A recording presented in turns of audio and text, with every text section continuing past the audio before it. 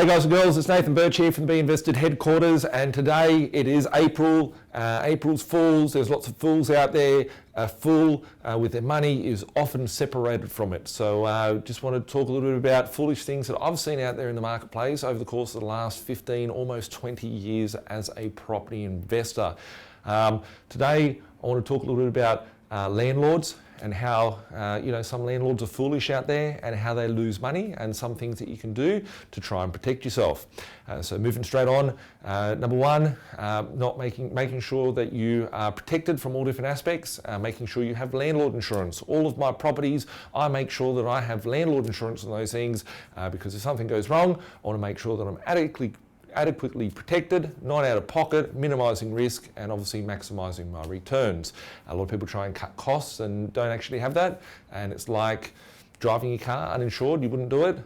Some people do, but it's something you need to do with your portfolio. So unless you've got a large portfolio where you may be able to self-insure, but even then I still personally insure all my properties.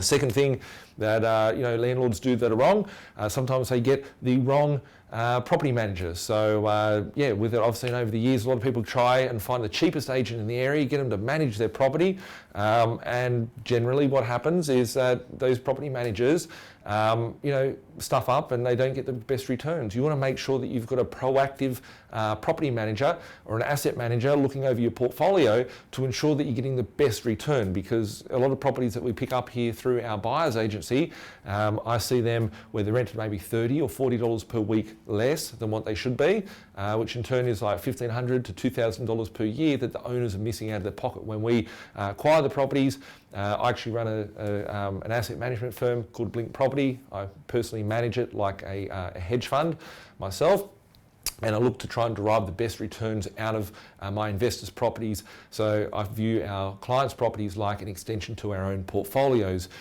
What you need to make sure is that your real estate agent's goals are aligned with your goals in order to help you get the best outcome for your properties. A lot of people go to the agent for saving money or whatever the case may be.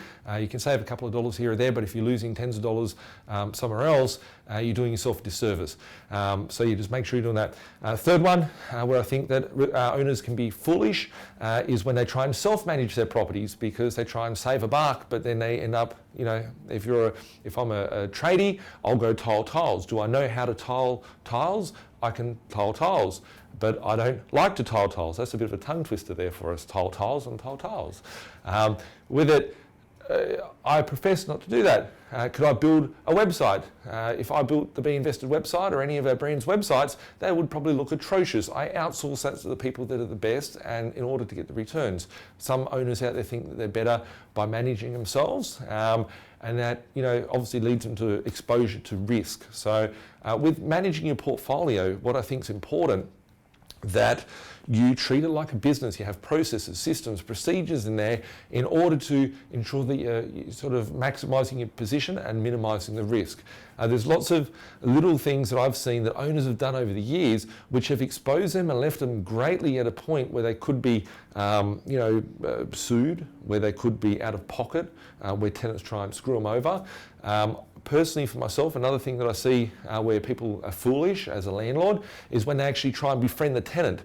I pay someone to do that. I don't do business with the tenant. I do business with the real estate agent, asset manager, whoever is managing my properties. I don't ever want to talk to the tenant. If I go into a property, I rock up in my ute, obviously wearing the clothes that I wear every day, and I pretend that I'm the tradie or something like that in order to look at the property. So it's not an ego thing. It's numbers and dollars and cents and all that. Other things that they forget along the way is just general sort of maintenance issues, which can lead to bigger problems. People don't go and attend to things. They try and be too much of a tight ass or a slumlord, which ends up getting themselves in a bigger problem later on down the track. You want to make sure that you don't have any liabilities within your property. You want to make sure that your maintenance is up to date, and that you're obviously trying to push for that maximum rental return at all points. So with my properties when I manage them, there's two things that I look at. Which one is pushing the cash flow up as high as it can be, more money in my pocket. The second thing is minimising the risk. So if you can minimise the risk as much as you can from your property as you're managing it. If you can increase your cash flow, which comes in two formats on that side. One is by getting more money into your pocket. The second one is saving expenses going out of your pocket. So I've seen people that go to an on-site manager, for example, and the on-site manager is pro tenant, not pro landlord. You're just a byproduct in the ecosystem where they're trying to protect their own self-interest. Their goals aren't aligned. Where generally, a lot higher, repairs and costs and maintenance, and the rent's generally much, much lower.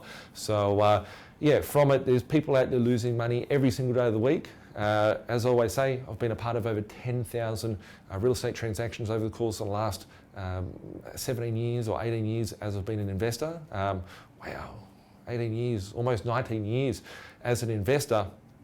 17 years as an investor. 17 years as an investor, that's how long I've been investing. Sometimes I forget.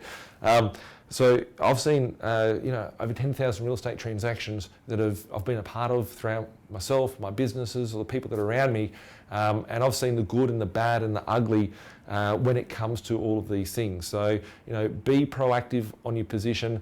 The biggest thing that I've realised is that the difference between poor and wealthy people is mindset. And how they actually conduct business. I treat my property investing like a business. I want to make sure that, poor people go, how can I save some money and put it in my bank account, and how much dollars will I get for selling my time? Wealthy people look at assets and their net worth position. They look at their capital position and their cash flow. So capital and cash flow is what they look at, which is a part of their net worth position. So from that perspective, you want to be a better investor. You want to not be so foolish. Treat your property investing like a business, and make sure that you are on top of things, that you're minimising risk at all points, and that you're maximising your returns. If you need help on that, as I said beforehand, I personally oversee all of my clients' properties under management that we have here. You can feel free to send me an email if you've got a property that you want to see if it can be a higher return pulled from that.